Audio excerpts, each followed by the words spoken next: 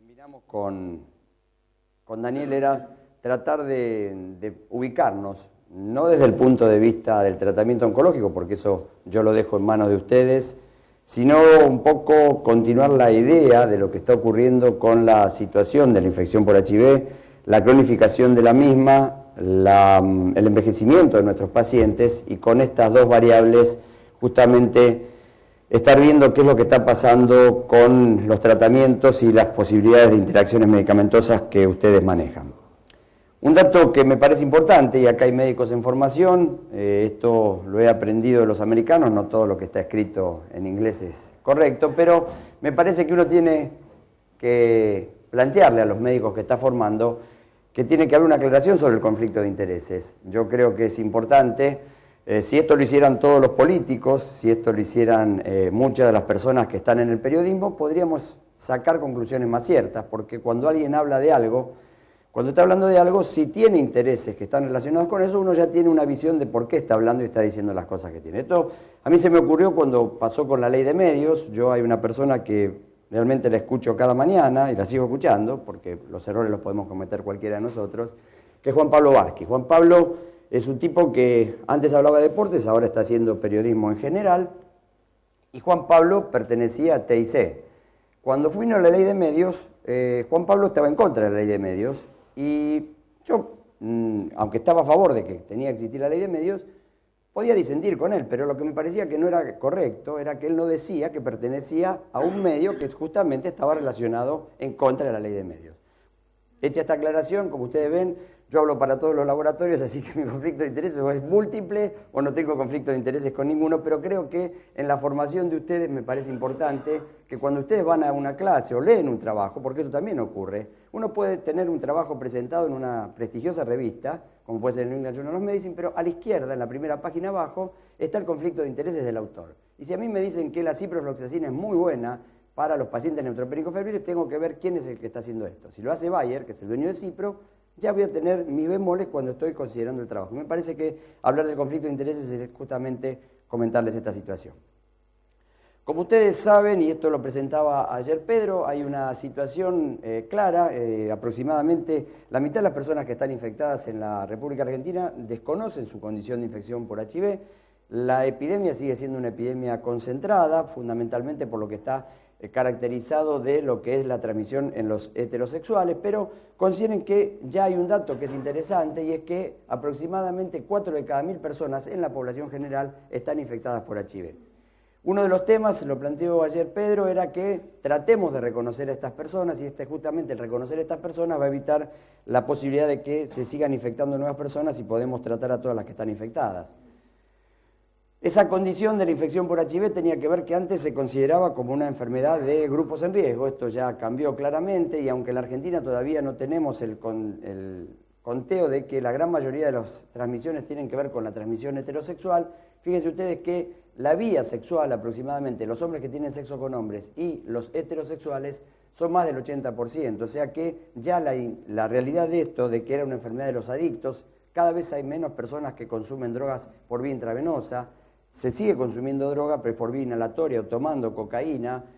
Se puede tener en esa condición un contacto sexual en riesgo porque la persona ya no tiene la condición para estar verdaderamente centrada en lo que tiene que estar haciendo, de qué manera se tiene que estar cuidando, pero evidentemente la transmisión sexual es una condición importante, y ustedes cuando están evaluando a un paciente desde el punto de vista oncológico, ya saber si es un hombre que tiene sexo con hombres, si es drogadicto, no se estaría hablando de una parte solamente, y los heterosexuales, que son la mayoría de la población, justamente lo que está relacionado a que esta es la manera como se transmite hoy por hoy el virus en Argentina. Entonces, un poco la idea, y acá hay algunos de los autores que estuvieron en este trabajo, la idea es dar un acceso mayor a las personas que vienen al sistema de salud. Esto un poco se saca ya en el año 2006-2007, en los Estados Unidos de Norteamérica, el Centro de Control de Enfermedades y Prevención trató de normatizar justamente la situación de proveer mayor cantidad de testeo. ¿Por qué pasaba esto? Bueno, porque había algunos estudios en algunos estados, como podía ser Kentucky, con Louisville, donde hay algún argentino que está trabajando allí también, Julio Ramírez, en donde las personas que se diagnosticaban con infección por HIV en los últimos 5 años habían ido más de una vez al sistema de salud. y llegaban enfermos. Entonces, ¿qué estaba pasando? Estaban llegando tarde, eran esos presentadores tardíos, y esta situación nosotros tratamos de recrearla en la República Argentina. Se hizo un estudio que dirigió María Eugenia Socía. María Eugenia fue jefa de residente nuestro, y acá hay gente de la sala de clínica. Se evaluaron durante 6 meses pacientes que entraban a clínica médica no con una infección oportunista, sino que solamente estaban siendo internados en el servicio de clínica médica. Y lo que se vio en los resultados, las conclusiones preliminares, es que hubo una aceptación relativa. Algunas personas, como ustedes ven ahí, declinaron aproximadamente diciendo que no pensaban que estuvieran en riesgo, un error por lo que veíamos anteriormente de que ya no hay grupos en riesgo, sino que una persona que tiene heterosexualidad puede estar perfectamente expuesta si no se cuida o no tiene una barrera precautoria mecánica como es el preservativo, que eran mayores de edad, que eran viejos. Ya ayer veíamos que aproximadamente entre el 15 y el 20% de las personas que están infectadas en la Argentina tienen más de 50 años, por lo tanto la sexualidad también se ha corrido hacia adelante, y esto de que yo soy viejo no me voy a infectar es realmente una condición que no es para entender, mucho más que las personas mayores tampoco utilizan preservativo. Por eso, ¿para qué usar preservativo? No lo usé en mi vida, ¿para qué lo voy a estar usando ahora? Evidentemente no me voy a estar cuidando. Y aproximadamente más de un 60% era la primera vez que se hacían un test para HIV. El tema importante de esta diapositiva es que se diagnosticaron en las personas que entraron, que fueron 189 en ese semestre, 3 personas que resultaron reactivas para HIV. Si esto lo consideramos, es 1.6%, es casi 4 veces más que lo que es el valor que yo les decía en la diapositiva de lo que es la población argentina, que no está en un centro de salud. Si sacamos un caso, porque ese caso justamente estaba relacionado con una persona que tenía una infección oportunista, igual estamos en 1.1, que es casi 3 veces el valor que tiene la población en la República Argentina. Por lo tanto, esta provisión del testeo en forma espontánea a todas las personas que vienen al sistema de salud era un poco lo que ayer planteaba Pedro cuando les refería a ustedes que es importante tener una actitud activa. Cuando una persona tiene un cáncer, no es necesario que sea un cáncer marcador, como ayer seguramente comentó Daniel y también le habló Pedro por la mañana. Ya no es que tenga un sarcoma de Kaposi o un linfoma, sino que hay una serie de tumores no marcadores que están relacionados y en donde uno ya tiene que tener el dato de buscar la infección por HIV.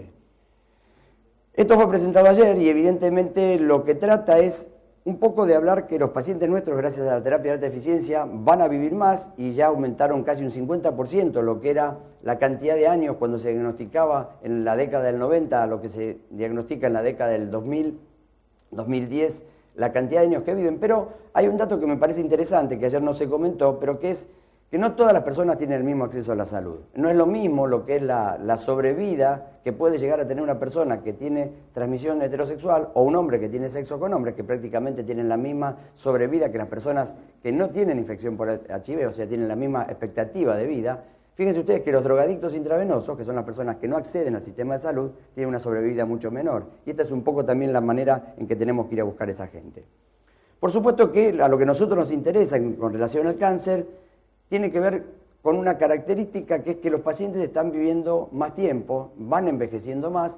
Y ustedes fíjense que esto está hecho en San Francisco, donde fue el epicentro de la epidemia, cuando se diagnosticaron los primeros casos, como ayer nos decía Adolfo, en la ciudad de San Francisco, en California, en la costa oeste.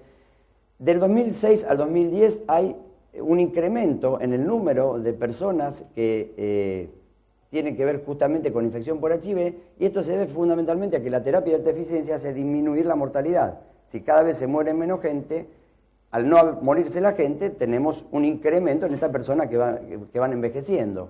Y fíjense ustedes, han aumentado del 41% en el 2006 al 53% en los mayores de 50 años. O sea que el envejecimiento es una característica que tenemos que tener en cuenta a expensas justamente de una cosa positiva, que es el tratamiento de alta eficiencia. Estos datos fueron presentados el año pasado en Roma, pero me parece que son elocuentes para lo que estamos tratando.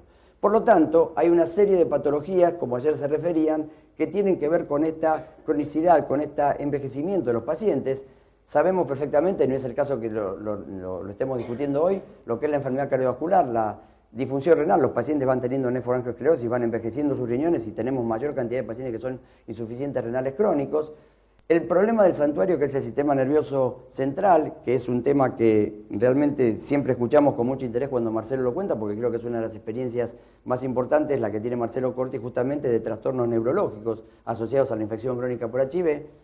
El tema de que estos pacientes van envejeciendo, son fumadores, muchos de ellos son mujeres, como veíamos anteriormente, y tienen una reducción de la densidad ósea, justamente también en algunos casos por alguna de las drogas. Pero el caso que nos interesa a nosotros es que el envejecimiento de estos pacientes por la inflamación crónica hace que tengan mayores posibilidades de tener enfermedad neoplásica. Entonces, este es el tema que creo que nos tiene que centrar un poco a nosotros durante esta charla. Esto es un chiste que presentó en su charla Peter Rice, y lo que le dice ahí, ustedes lo entienden perfectamente, dice: usted piensa que yo estoy sano como una persona de 30, pero solo tengo 19. Y esto es un poco lo que pasa con los pacientes en nuestra infección. No lo hemos visto con tanta frecuencia. En alguna oportunidad hemos ido a alguna charla en donde hay personas que han tenido un envejecimiento muy precoz y uno las ve como viejitos y son personas que tienen realmente muy poca edad. El año pasado estábamos en una reunión internacional y mostraron las diapositivas, que yo realmente no lo vi nunca acá, pero hay una persona que tenía un envejecimiento, parecía un abuelito, y era una persona que tenía 25 años. Estaba envejecida, encorvada, con osteopenia, todas las características de envejecimiento que hasta ahora no están tan bien caracterizadas, pero que probablemente tengan que ver con la inflamación crónica que produce el virus de la inmunodeficiencia humana. Un tema que es interesante tiene que ver con estas cohortes que se siguen y ven la situación relacionada con la edad. En azul tenemos las neoplasias asociadas a SIDA y en rojo las neoplasias no asociadas a SIDA. Y a medida que las personas van envejeciendo, vemos que se va produciendo una diferenciación justamente en la presentación de neoplasias. Fíjense que la cohorte de seguimiento es una cohorte con un número importante, 23.000 pacientes, pero fíjense ustedes que lo que estábamos diciendo anteriormente, las personas que tienen más de 50 años, empieza a aparecer las neoplasias no marcadoras, que son las que están relacionadas aquí, que después vamos a ver más adelante cuáles son las que por lo menos están referidas en la casuística en los pacientes que nosotros estudiamos. Por lo tanto, desde el punto de vista de lo que específicamente queríamos tratar esta mañana, el tratamiento de la infección crónica por HIV se complica justamente porque la polifarmacia hace que haya superposición de toxicidades, interacción de drogas que pueden disminuir o incrementar los niveles plasmáticos de una u otra droga. Estos niveles inadecuados del tratamiento antirretroviral va a llevar probablemente en algunos casos a una supresión viral incompleta y de esta manera el desarrollo de la resistencia, que eso sí es interesante para nosotros, pero que lo tenemos que compartir con ustedes cuando estamos decidiendo una terapéutica. Por otra parte, la terapia antirretroviral puede llegar a producir exacerbación de toxicidad. Hay algunas drogas como el tenofovir que pareciera estar emparentado más con la toxicidad renal y la toxicidad ósea, y otras drogas que tienen que ver, como los inhibidores de la transcriptasa reversa, fundamentalmente a expensas de lo que es la toxicidad mitocondrial. Por lo tanto, un monitoreo cercano, el estar trabajando en forma conjunta, médicos oncólogos, médicos infectólogos y el equipo de salud en general, probablemente nos permita evitar estas consecuencias en los pacientes. Hay un dato interesante presentado el año pasado en la conferencia de antimicrobianos en Boston, en donde relaciona unos 200 y pico de pacientes que estaban medicados con inhibidores no nucleócidos, con inhibidores de la proteasa, o con raltegravir, que es una nueva droga, un inhibidor de la integrasa. Y lo que estudiaron fueron las potenciales interacciones droga-droga que ocurrían con estos regímenes de primera línea. Lo que encontraron fue que más o menos estaba repartido, la tercera parte de los pacientes estaba con no nucleócidos, que sería para ustedes efavirenz o nevirapina, casi un 50% con inhibidores de la proteasa, y un dato grande para lo que es Estados Unidos, porque nosotros no tenemos esta experiencia, casi 1 de cada 5 pacientes estaba con raltegravir. El tema más interesante es que el compromiso o alguna de estas drogas que tenían interacciones droga-droga, con los antirretrovirales era prácticamente 3 de cada 4. Y los que tenían mayor relación con esto eran los inhibidores de proteasa, que prácticamente eran los que más estaban incidiendo. ¿Y esto por qué ocurre? Bueno, ocurre lamentablemente porque estas drogas pueden interferir con los antirretrovirales porque están ocupando pasos del metabolismo que son semejantes. Entonces puede llevar o a que se induzca y de esa manera se reduzca una de las drogas, o que se exacerbe la cantidad de esa droga en el plasma y lleve justamente a la toxicidad. Los pacientes nuestros, al vivir más años, tienen, como ya veíamos, alteraciones a nivel cardiovascular, dislipemias, entonces muchas veces van a estar usando estatinas, pueden estar usando antiarrítmicos como la amiodarona. Muchos de estos pacientes no tienen una buena tolerancia gástrica y pueden estar usando inhibidores de la bomba de protones. Por patología infectológica pueden estar con anticonvulsivantes. Si tienen un riesgo cardiovascular aumentado o tuvieron algún antecedente de una trombosis, pueden estar anticoagulados. Muchos de ellos tienen alteraciones a nivel de la esfera psíquica y están con antidepresivos. Y, como veíamos anteriormente, muchos de estos pacientes, a medida que van viviendo más tiempo, están utilizando drogas que tienen que ver con la disfunción eréctil, y esto también se interrelaciona y se superpone a las medicaciones que están. Ustedes están acá abajo, es quizás lo que más les interesa, es lo que yo menos sé, por eso no voy a venir a hablarle a ustedes de drogas antineoplásicas, pero también tengan en cuenta que muchas de las toxicidades que ustedes pueden ver pueden tener que ver con la interacción que tienen con los antirretrovirales y las vías de metabolismo. Sabemos perfectamente que las drogas se pueden eliminar fundamentalmente por dos vías, una vía que tiene que ver con la citocromo P450 y otra vía que tiene que ver con la glucuronización. Ambas van a ir por lo que puede ser la excreción renal, por metabolitos, o una vez que han sido metabolizados de alguna otra manera, o también por vía hepática eliminándose por la materia fecal. El tema que a nosotros más nos interesa tiene que ver fundamentalmente con la citocromo P450 3A4. Aproximadamente el 50% de las drogas que nosotros damos están relacionadas con esta enzima. Esta enzima está presente en el hígado, pero también está presente en el tubo digestivo. Y desde el punto de vista farmacocinético, para entender un poquitito de qué manera interactúan en el metabolismo, sabemos que cuando hay una dosis administrada, esta dosis va a tener una concentración máxima. Este va a ser fundamentalmente el rango terapéutico. Si tenemos más que la concentración de rango terapéutico, vamos a estar en una concentración tóxica, y si estamos debajo del área bajo la curva, vamos a tener una disminución de la concentración efectiva de la droga. Esto, aunque nos remonta a la farmacología, una materia que yo he dejado en el olvido y que no fue una de las que más me gustó durante la carrera, pero que evidentemente es una parte importante de nosotros, nos enseña un poquitito en el concepto de que cuando nosotros estamos administrando una droga, cuáles son las características de metabolismo de la misma y de qué manera esta droga va a estar presente en el plasma, y si está interactuada o está interaccionada con otras drogas con las que comparten vías metabólicas semejantes, probablemente tengamos el tema de lo que estamos tratando de hablar esta mañana. El tema de la citocromo P450, puede haber drogas que le inhiban o drogas que le induzcan. Si las drogas que estamos administrando nosotros inhiben la enzima, esta citocromo P450, que como decíamos anteriormente, fundamentalmente está en el hígado y también puede estar en el intestino, vamos a tener que hay una disminución de justamente las enzimas hepáticas, y lo que vamos a tener es que el fármaco va a estar en mayor cantidad en el plasma, porque si está compartida la situación de que ese fármaco se tiene que degradar en la citocromo P450, pero la citocromo P450 está inhibida, la droga que tiene que entrar por esa vía metabólica evidentemente va a incrementarse en el plasma. Lo opuesto ocurre con la inducción enzimática. La inducción enzimática lo que hace es activar toda una serie de mecanismos para que las drogas sean metabolizadas más rápidamente. Entonces, si a diferencia de lo que veíamos anteriormente, la citocromo disminuían los lugares donde se iban a metabolizar las drogas, en el caso de la inducción enzimática, cuando yo estoy llevando drogas como la rifampicina, la difenilantoína, ritonavir, que puede llegar a hacerlo, o algunas sustancias que toman los pacientes, la hierba de San Juan no existe en la Argentina, por lo menos yo no tengo conocimiento, pero en Estados Unidos son medicamentos que toman para mejorar su inmunidad. Muchas veces los pacientes toman drogas alternativas que nosotros no conocemos, pero que algunas de ellas pueden estar relacionadas con metabolismos, con cambios metabólicos, fundamentalmente a nivel hepático, y interrogarlos sobre esta condición también es una de las condiciones que nosotros tenemos que tener. Entonces, si yo tengo una inducción, lo que va a ocurrir probablemente es que esté aumentada la actividad de esta vía metabólica, y los fármacos, sustratos que van a entrar por esta vía estén disminuidos y no lleguen a los niveles plasmáticos que yo estaba requiriendo.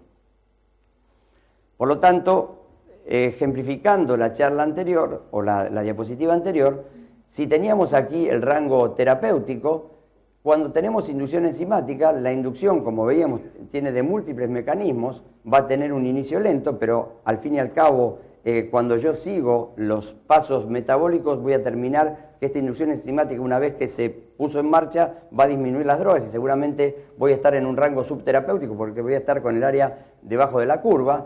Y en el caso contrario, cuando tengo una inhibición enzimática, como la droga más potente en esto, que es el ritonavir, lo que va a ocurrir es todo lo contrario, voy a tener drogas por encima del rango terapéutico y voy a estar teniendo toxicidad. Esta generalmente ocurre con un inicio inmediato y ustedes saben que la más potente droga que inhibe la citocromo P450 es el ritonavir, que nosotros usamos en una gran cantidad de tratamientos antirretrovirales. Por lo tanto, conocer un poco la farmacocinética es un dato que nos permite a nosotros saber dónde estamos parados.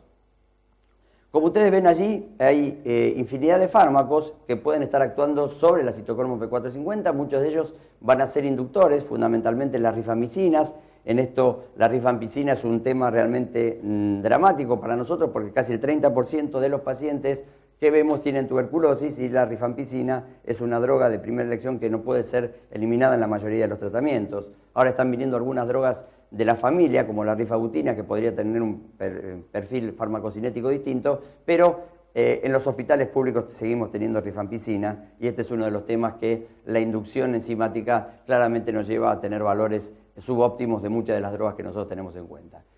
Muchas de ellas van a ser inhibidores, fundamentalmente los inhibidores de proteasa, y el que, como les decía anteriormente, más usamos es el ritonavir, van a llevar justamente a la inhibición de la citocromo P450 y a veces drogas que son completamente inocentes, que los pacientes las toman y que las toman muchas veces por su propia cuenta, como son los macrólidos. Los antibióticos macrólidos muchas veces no son tenidos en cuenta, pero cuando uno lee el prospecto de claritromicina parece que estuviera leyendo el prospecto de ritonavir, porque tiene los mismos efectos a nivel de la citocromo P450 y esto se da, no digo a mano abierta, pero muchas veces los pacientes lo toman por su cuenta. Y no consideramos que cuando hay interacción de drogas, muchas veces van a estar superponiéndose estos caminos metabólicos y vamos a tener toxicidad a punto de partida de estas medicaciones, fundamentalmente porque los inhibidores de la citocromo P450 tienen una inhibición inmediata. Entonces, en esa inhibición inmediata, si ustedes están dándole a un paciente drogas oncológicas y además tuvo un cuadro de vía aérea superior, dice, bueno, tomate una claritromicina que es la que menos te va a hacer problema. O el paciente, por mismo, dice, la tengo en casa, me la tomo.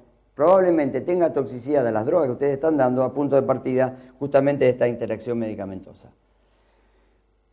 Se los muestro nada más, una de las tantas cosas que hacemos nosotros. Esto se presentó en el año 2008, es un protocolo de tratamiento para demostrar si lopinavir y ritonavir era igual o más o mejor o más efectivo que el efavirenz. Terminó demostrándose que había más o menos una igualdad, estaba un poquitito mejor el efavirenz, pero para decirles que nosotros usamos tanto inductores como inhibidores a todos los pacientes. Entonces, el diálogo que empezamos ya hace muchos años y que hoy nos permite estar con ustedes hablándoles de la infección por HIV, lo que nos tiene que hacer es trabajar en equipo. Yo creo que este es el mensaje que yo trato de traerles a ustedes, que estamos apenas a metros y que muchas veces no nos vemos o nos vemos a las corridas y que cuando estamos compartiendo pacientes, la posibilidad de que hayan interacciones medicamentosas es mucho mayor y probablemente de esta manera los pacientes tengan consecuencias mucho mejores y no tengan complicaciones con su salud. Quizás el camino fundamental que se está viendo para adelante tiene que ver con las drogas que van por otra vía que no es la citocromo P450. En esta la primera droga que está relacionada es el raltegravir y cuando uno ve los últimos trabajos de interacciones medicamentosas pareciera ser la droga que mejor actuaría junto con los medicamentos antineoplásicos, porque como tiene otra vía de eliminación, al tener otra vía de eliminación no inhibe la citocromo P450 y pareciera que la mayoría de los tratamientos que ustedes dan están relacionados justamente con estas características. Lo que ocurre es que el raltegravir no está en ninguna de las líneas de tratamiento, aunque en Estados Unidos es droga de primera elección junto con los inhibidores de proteasa y los inhibidores no nucleósidos. En la Argentina todavía no la tenemos como droga de primera elección y probablemente tengamos que elegirla en algún caso determinado cuando estamos haciendo un tratamiento antineoplásico. Ya hay estudios, este trabajo se presentó en el año 2008, pero en el año 2012 está ya considerado que el raltegravir es una droga que puede llegar a utilizarse con bastante eficiencia y como tiene otra vía metabólica, permitir justamente que lo hagan. Como lo que les demuestro acá es que el raltegravir tiene la misma eficiencia que el efavirenz, justamente a más de 192 semanas, lo que está hablando de que es una droga que nosotros tenemos hoy por hoy la posibilidad de estar utilizando y en el caso de tener un paciente oncológico con drogas que se vayan a metabolizar por la citocromo P450, buscar la opción para ver si ese paciente puede o no ser indicada esta medicación.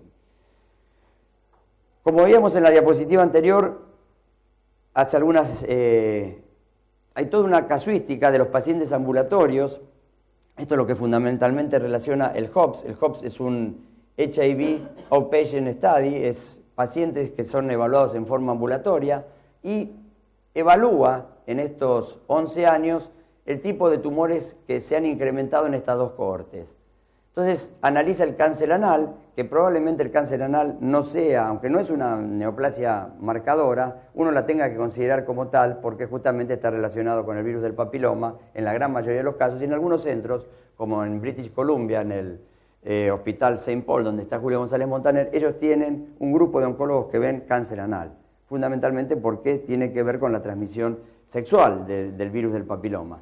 Pero fíjense ustedes que es casi 2 veces el riesgo relativo que tiene de la presentación de cáncer anal, y aunque no está en ninguna normativa, uno ya tendría que considerarlo como una neoplasia relacionada fundamentalmente al HIV. Pero el cáncer de próstata, esto tiene que ver con que los pacientes tienen mayor edad, que tienen mayores posibilidades, es casi 2 veces también más frecuente en la población HIV que en la no HIV, no tanto el melanoma, mucho menos el cáncer de colon, y aunque el linfoma de Hodgkin, ayer lo presentaron y Pedro habló y seguramente algo comentó Daniel ayer, no está como una neoplasia marcadora, la incidencia que está teniendo, lo decía ayer a la mañana Adolfo Marantz, uno lo tiene que relacionar probablemente con que la presentación del mismo esté relacionada con la infección crónica por HIV. Esto se presentó este año en Seattle y vemos prácticamente lo mismo, la gran mayoría de los tumores tienen una incidencia baja, sin embargo siguen teniendo una relación importante el cáncer anal, linfoma de Hodgkin y el tumor de pulmón, que ayer lo presentaba Adolfo, es una de las consecuencias que probablemente tenga que ver con que estos pacientes, muchos de ellos son fumadores, muchos de ellos tienen mayor edad y probablemente el cáncer de pulmón también esté relacionado con esto. Lo que es una verdad de perogrullo, pero que se repite en todas las patologías asociadas a la infección por HIV, es que los pacientes que están en peor condición inmunológica son los que tienen mayor realidad justamente de tener patología. Y esto no está no entendido para el cáncer. En el cáncer pasa exactamente lo mismo que en las infecciones oportunistas. Fíjense ustedes que si el nadir de CD4 fue menor de 100 células, hay casi un 50% más de posibilidades de tener un tumor de pulmón. Lo mismo ocurre, un 35%, lo que habíamos anteriormente, si es un linfoma de Hodgkin, y el cáncer anal, que aunque acá no está dado, me parece que tiene que ver fundamentalmente con que estas neoplasias no marcadoras, cuando la inmunidad está deteriorada, tienen una mucha mayor frecuencia y pueden seguir apareciendo a pesar de que los pacientes estén indetectables o que estén con tratamiento antirretroviral. Una diapositiva sola de la situación, de lo que significan las drogas que ustedes utilizan mucho más frecuentemente que yo, pero tenerlas en cuenta, quizás es un recordatorio que ustedes lo saben mucho mejor que los infectólogos, pero acuérdense que la vincristina, que es el oncovin del CHOP, puede, en pacientes que están recibiendo inhibidores de la proteasa y que justamente tienen inhibida la citocromo P450, tener episodios de neutropenia mucho más importantes que si los pacientes no estuvieran recibiendo justamente este tipo de drogas antirretrovirales. Lo mismo ocurre con la vinblastina, en el ABVD, hay un mayor incremento de la neuropatía, puede ser mucho más gravativa y esto es una cosa que uno tiene que considerar. Y todas las drogas que van a ir, tanto el docetaxel como el plaquitaxel, son drogas que al estar inhibida la citocromo P450 van a tener un nivel mayor en sangre y esto evidentemente va a traer una mayor toxicidad. Las drogas antirretrovirales como la nevirapina y el efavirenz, que van a estar induciendo enzimáticamente el metabolismo de las drogas, van a hacer que muchas veces algunas de ellas, como el bexarotene, tengan un 50% menos de la concentración, y esto es algo que uno lo tiene que considerar. No nos olvidemos que los corticoides pueden llegar a producir, cuando están asociados como drogas en algunos de los tratamientos del linfoma, a cuadros de mayor cantidad de corticoides en sangre y también inhibir el eje suprarrenal, cosa que no siempre tenemos en cuenta, y los pacientes a veces con corticoterapia por vía inhalatoria tienen Cushing o tienen inhibición del eje suprarrenal justamente a punto de partida de que las drogas están metabolizando de alguna u otra manera en forma distinta. Los antifúngicos son de nuestra batería, así que no los vamos a comentar acá. Para terminar, un poco lo que ayer planteaba Pedro, de quiénes son las personas que se están tratando en el mundo y pareciera que estamos teniendo la tendencia, él hablaba ayer de 6 millones de personas que se están tratando y esto es mucho mejor que hace apenas 10 años atrás. Probablemente las personas se estén tratando con recuentos de CD4 mayores, esto pasa en los países occidentales fundamentalmente o en Japón. Sin embargo, en Sudáfrica o en lo que es el África del Este los valores son menores. Probablemente Sudamérica esté en el mediano ingreso, a expensas fundamentalmente de Brasil, que tiene un programa realmente excelente de lo que es el tratamiento de la infección por HIV. Pero fíjense ustedes que en el sudeste asiático el recuento de CD4 con el que empiezan las personas es realmente muy bajo, menor de 100. Un dato importante de este estudio presentado este año en la conferencia de Seattle es que en San Francisco un estudio demostró que las personas están comenzando el tratamiento con CD4 más altos, pero estas personas que están recibiendo el tratamiento en estadios más precoces son probablemente blancos, mayores de edad, hombres que tienen sexo con hombres y no son pobres. Por lo tanto, el acceso al tratamiento lamentablemente sigue siendo un problema no solamente en la Argentina, sino también en los Estados Unidos. Ser negro o hispano no es lo mismo que ser blanco en Estados Unidos, a tal punto que todos nosotros, para un protocolo de investigación, en Estados Unidos no somos blancos, somos hispanos. Y esta es una realidad que también el acceso a la salud es distinto. Y uno lo ve cuando evalúa los datos del WIS. El WIS es un estudio de cohorte de mujeres infectadas por HIV. No es lo mismo ser negra que ser blanca. Esto es la mortalidad por SIDA y cuando no tienen SIDA hay prácticamente una superposición de la muerte en las mujeres negras y en las mujeres blancas. Sin embargo, en Estados Unidos las mujeres negras tienen una mortalidad incrementada con respecto a las mujeres blancas por una serie de factores que están ahí, como la depresión o el haber llegado tarde al sistema de salud. Para ir terminando, comentarles que el tema no es solamente diagnosticarlos, sino retenerlos en el sistema.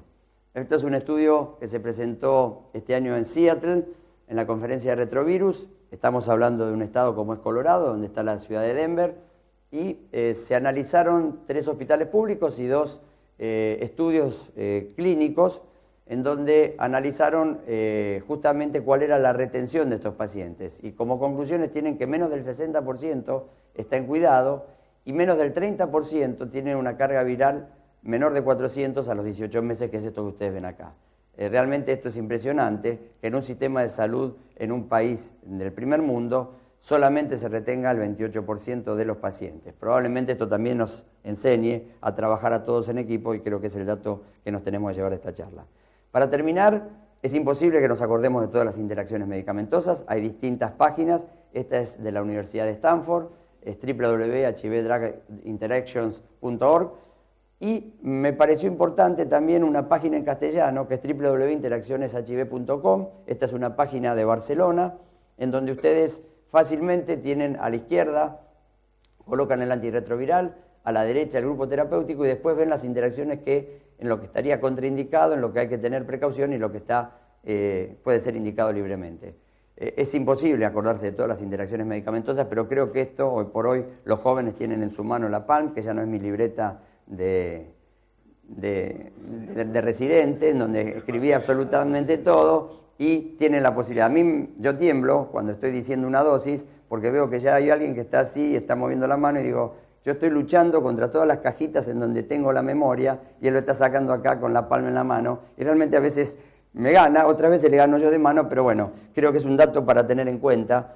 Finalmente agradecer a Montse Tusset, que es una farmacóloga del Clinic, que me permitió muchas de estas diapositivas que yo le mostré, y a 2 residentes, una ex residente, que es Patricia Maldonado, que es la médica interna de infectología los viernes, y a Sergio Martini Novas, que es nuestro jefe de residentes, por la ayuda que me dieron justamente para preparar esta clase. Así que yo no tengo nada más para contarles, si hay algo que les pueda contestar, encantado.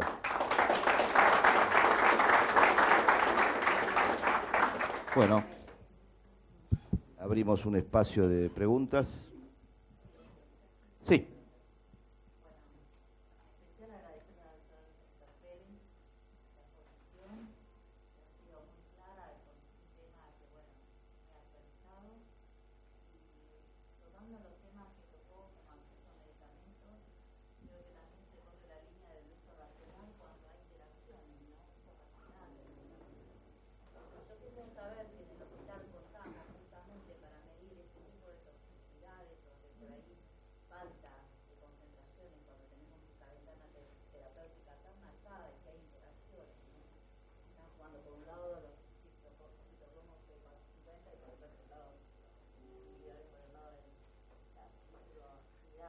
Ujú.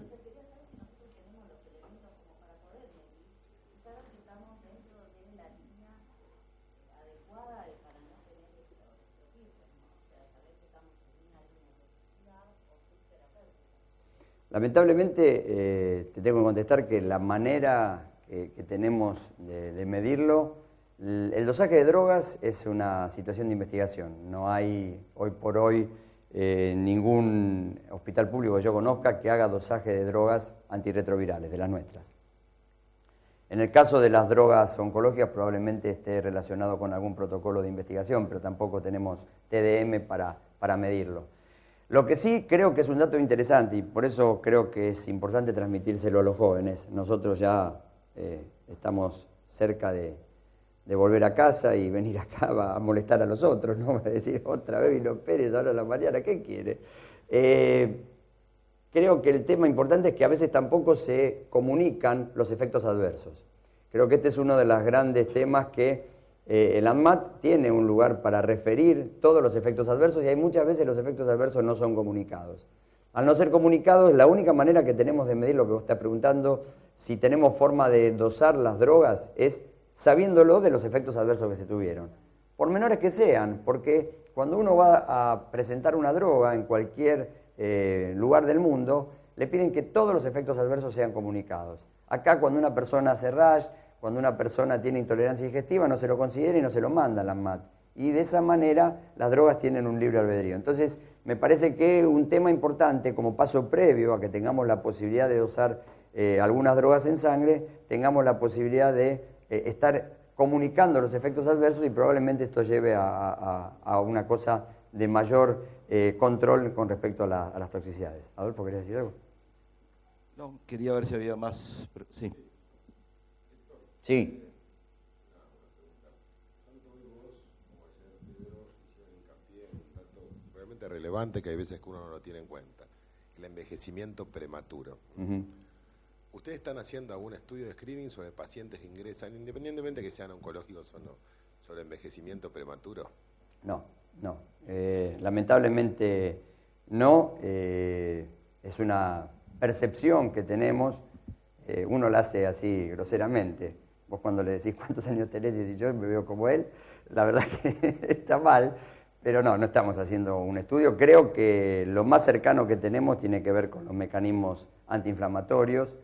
Probablemente esta sea la llave, porque pareciera que todo esto tiene que ver, además de las coinfecciones que pueden tener estos pacientes en alto grado, como es citomegalovirus, como es herpesvirus, tiene que ver con la activación de la inflamación.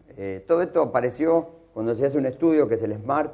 El SMART lo que trata de demostrar es que suspender la terapia, allá por el año 2006, era menos tóxico para los pacientes. O sea, significaba, lo que estábamos tratando de hacer desde el año 2000, darle los tratamientos en la forma más tardía posible para evitar las toxicidades. Porque pensábamos que las drogas, al traer dislipemia, al traer alteraciones renales, al traer una disminución de la calcificación ósea, eran tóxicas. Entonces le damos a los pacientes cuando teníamos 200C4 o menos. Evidentemente llegábamos tarde en muchos de los casos y el péndulo en ese momento era atrasar el tratamiento. Entonces dice, bueno, la toxicidad son los medicamentos, hagamos el estudio SMART. El estudio SMART eran 5.000 pacientes en todo el mundo que trató de evaluar la situación que significaba suspender el tratamiento y cómo les iba. Lo tuvieron que suspender al año porque los que tenían el tratamiento suspendido no eran los que menos toxicidad tenían, sino era al contrario. Tenían más infarto, tenían más patología renal y esto se daba por mecanismos inflamatorios fundamentalmente.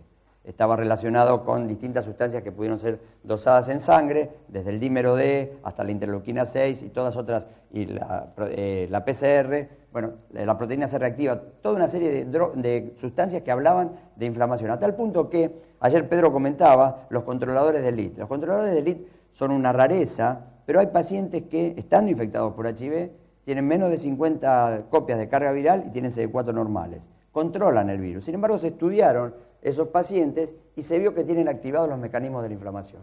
Todos estos mecanismos de la inflamación serían los que, con poca viremia, cuando vos tenés dislipemia, cuando vos tenés hipercolesterolemia o hipertrigliceridemia, cuando fumás, cuando sos hipertenso, después te voy a ir a buscar los cigarrillos. Todas esas circunstancias hacen que la inflamación crónica meta los lípidos en la pared endotelial y los pacientes infectados por HIV tienen un envejecimiento arterial más precoz que las otras personas. Desde el punto de vista de los tumores, probablemente esté relacionado con la presencia de antígenos virales crónicos y esa mala respuesta inmunológica para estar frenándolos, como podría ser una teoría en lo que es el linfoma no-Hodgkin con el Epstein-Barr virus. Pero nosotros no tenemos un estudio, lo que sí tratamos de hacer es tratarlo más precozmente a los pacientes. Y en esto ahora el péndulo se ha movido, aunque estamos tratando a los pacientes entre 350 y 500, y aún algunos los están tratando con más de 500 CD4. Probablemente por lo que ayer también planteaba Pedro, para disminuir justamente la infección. Cuanta más gente trates, más gente va a tener virus circulando y de esa manera menos se van a infectar.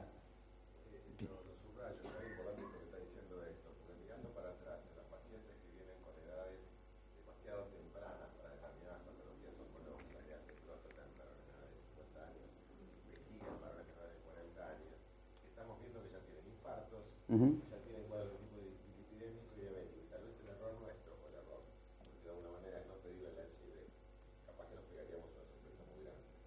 Yo creo que lo que vale de estas charlas... pedírselo, no sé, capaz que uno está entrenado para pedírselo. Pero yo creo que lo que hemos aprendido, Daniel, es que en este último tiempo, en estos últimos 6 años, los americanos lo llaman opt-out.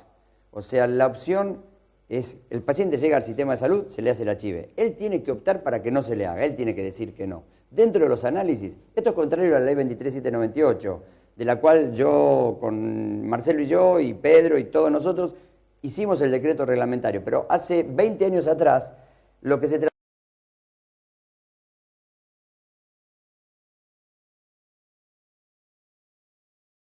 se echara, se expulsara a los pacientes del sistema. Hoy al contrario, hay que traerlos al sistema. Y nos parece que si yo esta mañana logro transmitirles a ustedes, más allá de lo que les dije que está en cualquier libro, si les logro transmitir de que todos los pacientes que van a oncología y que tienen un tumor, se les haga el HIV, seguramente vamos a tener esas casuísticas que está mostrando el MAX o el DAD, que son 2 estudios de corte, uno es europeo, el otro es americano, en donde ven una incidencia de tumores no marcadores mayor, probablemente por mecanismos que aún no conocemos, pero que evidentemente tienen que ver con la inmunidad. Bueno, no,